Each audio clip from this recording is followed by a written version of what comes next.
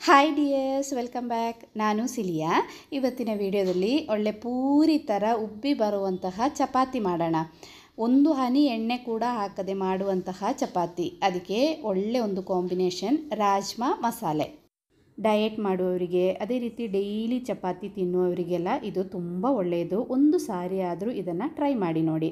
ನನ್ನ ಈ ವಿಡಿಯೋ ನೋಡ್ತಿದ್ದಂಗೆ ನಿಮಗೆ ಇಷ್ಟ ಆದರೆ ಪ್ಲೀಸ್ ಲೈಕ್ ಮಾಡಿ, ಶೇರ್ ಮಾಡಿ. ಚಾನಲನ್ನು ಸಬ್ಸ್ಕ್ರೈಬ್ ಮಾಡಿಲ್ಲ ಅಂದರೆ ಪ್ಲೀಸ್ ಸಬ್ಸ್ಕ್ರೈಬ್ ಮಾಡಿ. ಪಕ್ಕದಲ್ಲಿರುವ ಬೆಲ್ ಬಟನ್ ಕೂಡ ಪ್ರೆಸ್ ಮಾಡಿದರೆ ಮುಂದೆ ನಾನು ಹಾಕೋ ವೀಡಿಯೋಸ್ ಇದು ನೋಟಿಫಿಕೇಷನ್ ನಿಮಗೆ ಸಿಗುತ್ತೆ.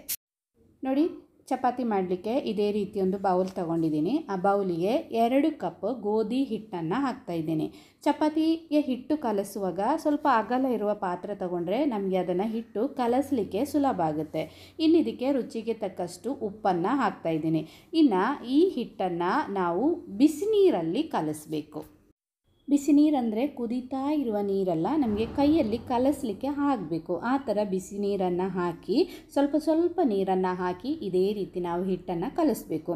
ಇಡೀ ಈ ಹಿಟ್ಟನ್ನೆಲ್ಲ ನಾವು ಬಿಸಿ ನೀರಲ್ಲೇ ಕಲಿಸ್ಬೇಕು, ತಣ್ಣೀರು ಹಾಕಲೇಬಾರ್ದು. ಈ ರೀತಿ ಬಿಸಿನೀರು ಹಾಕಿ ನಾವು ಚಪಾತಿ ಮಾಡಿದರೆ ಚಪಾತಿ ಒಳ್ಳೆ ಸಾಫ್ಟ್ ಆಗುತ್ತೆ. ಅದೇ ರೀತಿ ನಾವು ಎಷ್ಟೊತ್ತು ಇಟ್ಟರೂ ಸಹ ಚಪಾತಿ ಒಳ್ಳೆ ಮೃದುವಾಗೇ ಇರುತ್ತೆ. ಈಗ ಹಿಟ್ಟನ್ನು ಈ ಹದಕ್ಕೆ ಕಲಸಿದ್ದೀನಿ. ಇನ್ನು ಒಂದು ಬೌಲಲ್ಲಿ ಸ್ವಲ್ಪ ನೀರು ತಗೊಂಡು ನಮ್ಮ ಕೈಯನ್ನು ನೀರಲ್ಲಿ ಒಮ್ಮೆ ಮುಳುಗಿಸಿ ಕೈ ಮುಷ್ಟಿಯನ್ನು ಈ ರೀತಿ ಹಿಡ್ಕೊಂಡು ಚಪಾತಿಯನ್ನು ನಾವು ಮಿಕ್ಸ್ ಮಾಡಬೇಕು. ಒಂದು 2-3 ಸರ್ತಿ ನಾವು ಇದೇ ರೀತಿ ಮಿಕ್ಸ್ ಮಾಡಿದರೆ ನಮ್ಮದು ಹಿಟ್ಟು ತುಂಬ ಸಾಫ್ಟ್ ಆಗುತ್ತೆ. ಪ್ರತಿ ಸರ್ತಿ ಇದೇ ರೀತಿ ಮಿಕ್ಸ್ ಮಾಡುವಾಗ ಕೈಯನ್ನು ಒಮ್ಮೆ ನೀರಲ್ಲಿ ಮುಳುಗಿಸಿ ಇದೇ ರೀತಿ ನಾವು ಹಿಟ್ಟನ್ನು ಮಿಕ್ಸ್ ಮಾಡಬೇಕು. ಈ ರೀತಿ ಮಿಕ್ಸ್ ಮಾಡೋದ್ರಿಂದ ಚಪಾತಿ ಒಳ್ಳೆ ಸಾಫ್ಟ್ ಆಗುತ್ತೆ. ಅದೇ ರೀತಿ ಉಬ್ಬಿ ಬರಲಿಕ್ಕೆ ಇದು ತುಂಬ ಹೆಲ್ಪ್ ಆಗುತ್ತೆ. ಈಗ ನಾನು ಹಿಟ್ಟನ್ನೆಲ್ಲ ಕಲಸಿದ್ದೀನಿ. ನೋಡಿ ಹಿಟ್ಟು ಎಷ್ಟು ಸಾಫ್ಟಾಗಿ ಬಂದಿದೆ ಅಂತ. ಇನ್ನಿದನ್ನು ಕವರ್ ಮಾಡಿ ಒಂದು 10 ನಿಮಿಷ ಒಂದು ಸೈಡಿಗೆ ಇಡೋಣ. ಆ ಟೈಮಲ್ಲಿ ನಮಗೆ ಒಂದು ರಾಜ್ಮಾ ಮಸಾಲೆನ ಮಾಡೋಣ. ರಾಜ್ಮಾ ಮಸಾಲೆ ಮಾಡಲಿಕ್ಕೋಸ್ಕರ ರಾಜ್ಮಾವನ್ನು ನಾನು 5 ಗಂಟೆ ನೆನೆಸಿದ್ದೀನಿ ನೀರಿಗೆ ಹಾಕಿ. ಇನ್ನಿದನ್ನು ಒಂದು ಪ್ರೆಷರ್ ಕುಕ್ಕರ್ಗೆ ಹಾಕೋಣ. ಅದರೊಟ್ಟಿಗೆ ಒಂದು ಮೀಡಿಯಮ್ ಸೈಜ್ ಪೊಟ್ಯಾಟೊ ಅನ್ನು ಸಹ ತಗೊಂಡಿದ್ದೀನಿ. ಆಲೂಗಡ್ಡೆ ದೊಡ್ಡದು ಬೇಡ, ಒಂದು ಮೀಡಿಯಮ್ ಸೈಜ್ ಇದು ಸಾಕು. ಇನ್ನು ಈ ರಾಜ್ಮಾನೆಲ್ಲ ಒಂದು ಪ್ರೆಷರ್ ಕುಕ್ಕರಿಗೆ ಹಾಕಿ ಅದರ ಜೊತೆನೇ ನಾವು ಕ್ಲೀನ್ ಮಾಡಿಟ್ಟಿರುವ ಪೊಟ್ಯಾಟೊವನ್ನು ಸಹ ಹಾಕಿ ಇದು ಬೇಯಲಿಕ್ಕೆ ಬೇಕಾದಷ್ಟು ನೀರನ್ನು ಸಹ ಹಾಕಿ 3 ವಿಸಿಲ್ ಆಗುವಷ್ಟು ನಾವಿದನ್ನು ಬೇಯಿಸಬೇಕು. ನಿಮ್ಮದು ಕುಕ್ಕರ್ ಕೆಲವೊಮ್ಮೆ 4 ವಿಸಿಲೆಲ್ಲ ಬೇಕಾಗುತ್ತೆ. ನಾನಿವಾಗ 3 ವಿಸಿಲ್ ಹಾಕಿಸ್ತಾ ಇದ್ದೀನಿ. ರಾಜ್ಮಾ ಬೇಯುವ ಟೈಮಲ್ಲಿ ನಮಗೆ ಅದಕ್ಕೆ ಒಂದು ಮಸಾಲೆಯನ್ನು ರೆಡಿ ಮಾಡೋಣ. ಒಂದು ಪ್ರೆಷರ್ ಕುಕ್ಕರಿಗೆ 2 ಟೊಮೆಟೊ ಹಣ್ಣನ್ನು ಕಟ್ ಮಾಡಿ ಹಾಕೋಣ. ದೊಡ್ಡ ಟೊಮೆಟೊ ಆದರೆ 1 ಸಾಕು, ಸಣ್ಣದಾದರೆ 2 ಬೇಕಾಗುತ್ತೆ. ನಾನಿವಾಗ 2 ಟೊಮೆಟೊ ಸಣ್ಣ 2 ಟೊಮೆಟೊ ಹಣ್ಣನ್ನು ಕಟ್ ಮಾಡಿ ಹಾಕಿದ್ದೀನಿ. ಇನ್ನು ಮೀಡಿಯಮ್ ಸೈಜಿದು ಒಂದು ಈರುಳ್ಳಿ.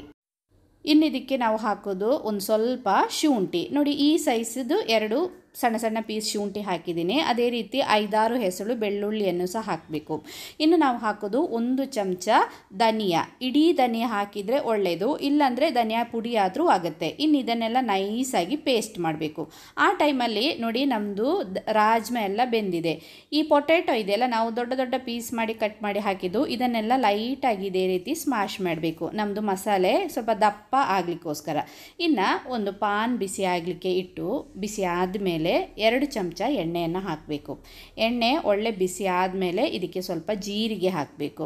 ಆಮೇಲೆ ಇನ್ನು ಇದಕ್ಕೆ ಹಾಕೋದು 1 ಏಲಕ್ಕಿ, 2 ಲವಂಗ ಮತ್ತು ಸ್ವಲ್ಪ ಚಕ್ಕೆಯನ್ನು ಸಹ ಹಾಕಿ ಲೈಟಾಗಿ ಫ್ರೈ ಮಾಡಬೇಕು.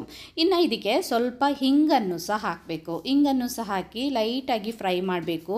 ಸ್ಲೋ ಫ್ಲೇಮಲ್ಲಿ ಇಟ್ಕೋಬೇಕು, ಇದು ಬರ್ನ್ ಆಗಬಾರ್ದು. ಇನ್ನು ನಾವು ಗ್ರೈಂಡ್ ಮಾಡಿ ಇಟ್ಟಿರುವಂತಹ ಪೇಸ್ಟ್ ಇದೆಯಲ್ಲ, ಟೊಮೆಟೊ ಈರುಳ್ಳಿ ಎಲ್ಲ ನಾವು ಗ್ರೈಂಡ್ ಮಾಡಿ ಇಟ್ಟಿದ್ದೀವಲ್ಲ, ಅದನ್ನು ಹಾಕಿ ಮಿಕ್ಸ್ ಮಾಡಿ ಅದರ ಹಸಿ ಸ್ಮೆಲ್ಲು ಹೋಗುವಷ್ಟು ನಾವಿದನ್ನು ಬಿಡಬೇಕು. ಸ್ವಲ್ಪ ಎಣ್ಣೆ ಎಲ್ಲ ಮೇಲೆ ಬರ್ತದೆ. ಇವಾಗ ನೋಡಿ, ಇವಾಗ ಎಣ್ಣೆ ಎಲ್ಲ ಸ್ವಲ್ಪ ಮೇಲೆ ಬಂದಿದೆ. 2 ಹಸಿಮೆಣಸಿನಕಾಯಿಯನ್ನು ಹಾಕಬೇಕು, 1 ಚಮಚ ಮೆಣಸಿನ ಪುಡಿ ಮತ್ತು ಸ್ವಲ್ಪ ಅರಶಿನ ಹುಡಿಯನ್ನು ಸಹ ಹಾಕಿ ಇದನ್ನೆಲ್ಲ ಮಿಕ್ಸ್ ಮಾಡಬೇಕು. ನೋಡಿ, ಆ ಮಸಾಲೆದೆಲ್ಲ ಹಸಿ ಸ್ಮೆಲ್ಲು ಹೋಗುವಷ್ಟು ನಾವಿವಾಗ ಇದನ್ನು ಮಿಕ್ಸ್ ಮಾಡಬೇಕು. ಇನ್ನಿದನ್ನು ಸ್ವಲ್ಪ ಹೊತ್ತು ಕುದೀಲಿಕ್ಕೆ ಬಿಡಬೇಕು. ಇನ್ನು ಸ್ವಲ್ಪ ಎಣ್ಣೆ ಎಲ್ಲ ಮೇಲ್ಗಡೆ ಬರುತ್ತೆ. ಇವಾಗ ನೋಡಿ, ಇವಾಗ ಸ್ವಲ್ಪ ಎಣ್ಣೆ ಎಲ್ಲ ಇದೇ ರೀತಿ ಮೇಲೆ ಬಂದಿದೆ. ನೋಡಿ, ನಾವು ಬೇಯಿಸಿಟ್ಟಿರುವಂತಹ ರಾಜ್ಮಾ ಮತ್ತು ನಮ್ಮದು ಪೊಟ್ಯಾಟೊ ನಾವು ಮಿಕ್ಸ್ ಮಾಡಿದ್ದೀವಲ್ಲ, ಅದನ್ನು ಹಾಕಬೇಕು. ಹಾಕಿ ರುಚಿಗೆ ತಕ್ಕಷ್ಟು ಉಪ್ಪನ್ನು ಸಹ ಹಾಕಬೇಕು. ಉಪ್ಪನ್ನು ಸಹ ಹಾಕಿ ಚೆನ್ನಾಗಿ ಇದನ್ನು ಮಿಕ್ಸ್ ಮಾಡಬೇಕು. ಮಸಾಲೆ ಎಲ್ಲ ಕಡೆ ತಾಗುವ ಹಾಗೆ ಮಿಕ್ಸ್ ಮಾಡಿ ಇದನ್ನು ಕವರ್ ಮಾಡಿ ಒಂದು 5 ನಿಮಿಷ ನಾವು ಬೇಯಲಿಕ್ಕೆ ಬಿಡಬೇಕು. 5 ನಿಮಿಷ ಆದ ತಕ್ಷಣ ನೋಡಿ ಇದೇ ರೀತಿ ಸ್ವಲ್ಪ ಎಣ್ಣೆ ಎಲ್ಲ ಮೇಲೆ ಬಂದಿರುತ್ತೆ. ಇನ್ನು ನಿಮ್ಮ ಹತ್ರ ಬಟ್ಟರ್ ಇದ್ದರೆ 1 ಚಮಚ ಬಟ್ಟರನ್ನು ಹಾಕ್ಬೋದು ಮತ್ತು 1/4 ಚಮಚ ಗರಂ ಮಸಾಲೆ ಪೌಡ್ರನ್ನು ಸಹ ಹಾಕಿ, ಇನ್ನು ಇದ್ರ ಮೇಲೆ ನಿಮ್ಮ ಹತ್ರ ಇದ್ದರೆ ಸ್ವಲ್ಪ ಕಸ್ತೂರಿ ಮೇಥಿಯನ್ನು ಹಾಕ್ಬೋದು. ಕಸ್ತೂರಿ ಮೇಥಿ ಇಲ್ಲ ಅಂದರೆ ಕೊತ್ತಂಬರಿ ಸೊಪ್ಪಾದರೂ ಸಾಕು. ನೋಡಿ ನಮ್ಮದು ರಾಜ್ಮಾ ಮಸಾಲೆ ಇಲ್ಲಿ ರೆಡಿ ಆಯಿತು. ಇನ್ನು ನಮಗೆ ಚಪಾತಿ ಮಾಡೋಣ. ನೋಡಿ ನಾವು ಕಲಸಿ ಇಟ್ಟಿರುವ ಚಪಾತಿ 10 ನಿಮಿಷ ಆಯಿತು. ಚಪಾತಿ ಹಿಟ್ಟನ್ನು ನಾವು ಕಲಸಿ ಇಟ್ಟಿದ್ದೀವಲ್ಲ ಫಸ್ಟಿಗೆ, ಈ ಹಿಟ್ಟನ್ನು ತೆಗೆದು ಇದೇ ರೀತಿ ಕೈಯಲ್ಲಿ ಇನ್ನೊಂದು ಸರ್ತಿ ನಾವು ರೋಲ್ ಮಾಡಿ ನಮಗೆ ಯಾವ ಸೈಜಿಗೆ ಬೇಕೋ ಆ ಸೈಜಿಗೆ ಇದನ್ನು ರೋಲ್ ಮಾಡಿ ತಗೊಳ್ಳೋಣ. ಎಲ್ಲ ಹಿಟ್ಟನ್ನು ನಾವು ಇದೇ ರೀತಿ ನಮಗೆ ಬೇಕಾದ ಸೈಜಿಗೆ ರೋಲ್ ಮಾಡಿ ಇದೇ ರೀತಿ ಇಟ್ಕೊಂಡ್ರೆ ಬೇಗ ನಮಗೆ ಚಪಾತಿ ಮಾಡಲಿಕ್ಕೆ ಈಸಿ ಆಗುತ್ತೆ. ಇನ್ನು ಸ್ವಲ್ಪ ಮೈದಾ ಹಿಟ್ಟು ಅಥವಾ ಗೋಧಿ ಹಿಟ್ಟನ್ನು ತಗೊಂಡು ಕೈಯಲ್ಲೇ ಇದೇ ರೀತಿ ಲೈಟಾಗಿ ಒಂದು ರೌಂಡ್ ಶೇಪ್ ಮಾಡಿಕೊಂಡು ಚಪಾತಿಯನ್ನು ನಾವು ಮಾಡ್ಬೋದು. ನೋಡಿ ನಾನಿವಾಗ ಇದೇ ರೀತಿ ಚಪಾತಿ ಮಾಡೋದು. ನೀವು ನನಗಿಂತ ಇದಕ್ಕಿಂತ ಚೆನ್ನಾಗಿ ಚಪಾತಿಯನ್ನು ರೋಲ್ ಮಾಡಬಹುದು. ಯಾವುದೇ ಆದರೂ ನಾವು ಯಾವ ರೀತಿ ನಾವು ಮಾಡ್ತೀವೋ ಅದೇ ರೀತಿ ಚಪಾತಿಯನ್ನು ರೋಲ್ ಮಾಡ್ಕೋಬೇಕು. ಆಮೇಲೆ ಈ ಚಪಾತಿಯನ್ನು ನಾವು ಫ್ರೈ ಮಾಡೋದ್ರಲ್ಲಿ ಇರೋದು. ಇನ್ನು ಒಂದು ಪಾನ್ ಬಿಸಿ ಆದಮೇಲೆ, ಪಾನ್ ಚೆನ್ನಾಗಿ ಬಿಸಿ ಆಗಬೇಕು. ಬಿಸಿ ಆದಮೇಲೆ ನಮ್ಮದು ಚಪಾತಿಯನ್ನು ಪಾನ್ ಮೇಲೆ ಹಾಕಬೇಕು. ಹಾಕಿ 1 ಸೆಕೆಂಡ್ ಬಿಡಬೇಕು. ನೋಡಿ 1 ಸೆಕೆಂಡ್ ಆಯಿತು. ಇನ್ನು ಇದನ್ನು ನಾವು ಮಗಚಿ ಹಾಕಬೇಕು. ಮಗಚಿ ಹಾಕಿ ಸಹ 1 ಸೆಕೆಂಡ್ ಇದನ್ನು ನಾವು ಬಿಡಬೇಕು. 1 ಸೆಕೆಂಡ್ ಆದ ತಕ್ಷಣ ಇನ್ನೊಂದು ಸರ್ತಿ ಇದನ್ನು ಮಗಚಿ ಹಾಕಿ ಒಂದು ಟಿಶ್ಯೂ ಪೇಪರ್ ಅಥವಾ ಒಂದು ಸಣ್ಣ ಬಟ್ಟೆ ಪೀಸನ್ನು ತಗೊಂಡು ಈ ಚಪಾತಿದು ಸೈಡ್ ಕಾರ್ನರೆಲ್ಲ ನಾವು ಇದೇ ರೀತಿ ಪ್ರೆಸ್ ಮಾಡಬೇಕು. ಇನ್ನೊಂದು ಸರ್ತಿ ಅದನ್ನು ಮಗಚಿ ಹಾಕಿ ಈ ಟಿಶ್ಯೂವಲ್ಲಿ ಇದೇ ರೀತಿಯ ಕಾರ್ನರೆಲ್ಲ ನಾವು ಪ್ರೆಸ್ ಮಾಡಿ ಕೊಡಬೇಕು. ನೋಡಿ ನೀವು ನೋಡ್ತಾ ಇದ್ದೀರಲ್ಲ, ಇದೇ ರೀತಿ ಪ್ರೆಸ್ ಮಾಡಿ ಇನ್ನು ಈ ಚಪಾತಿಯನ್ನು ಇದೇ ರೀತಿ ಲೈಟಾಗಿ ನಾವು ಒಂದು ಸರ್ತಿ ಪ್ರೆಸ್ ಮಾಡಿದರೆ ಸಾಕು. ಎಷ್ಟು ಚೆನ್ನಾಗಿ ಉಬ್ಬಿ ಬರ್ತಾ ಇದೆ ನೋಡಿ. ನೀವೇ ನೋಡ್ತಿದ್ದೀರಲ್ಲ, ಒಳ್ಳೆ ಪೂರಿ ಥರ ನಮ್ಮದು ಚಪಾತಿ ಉಬ್ಬಿ ಬರುತ್ತೆ. ನೋಡಿ ಇದೇ ರೀತಿ ನೋಡಿ ಎಷ್ಟು ಚೆನ್ನಾಗಿ ಉಬ್ಬಿ ಬರ್ತಾ ಇದೆ. ಇದೇ ರೀತಿ ನಮ್ಮದು ಚಪಾತಿ ಉಬ್ಬಿ ಬರುತ್ತೆ ನೋಡಿ. ಅದೇ ರೀತಿ ಉಳಿದಿರುವ ಚಪಾತಿಯನ್ನೆಲ್ಲ ನಮಗೆ ಮಾಡ್ಬೋದು.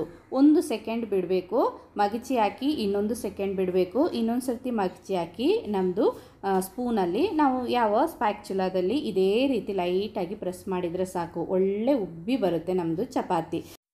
ಈ ಚಪಾತಿ ರಾತ್ರಿ ನಾವು ಮಾಡಿಟ್ಟು ಬೆಳಿಗ್ಗೆ ಬ್ರೇಕ್ಫಾಸ್ಟಿಗೆ ತಿನ್ನುವಾಗ ಸಹ ಇದೇ ರೀತಿ ಸಾಫ್ಟಾಗಿರುತ್ತೆ.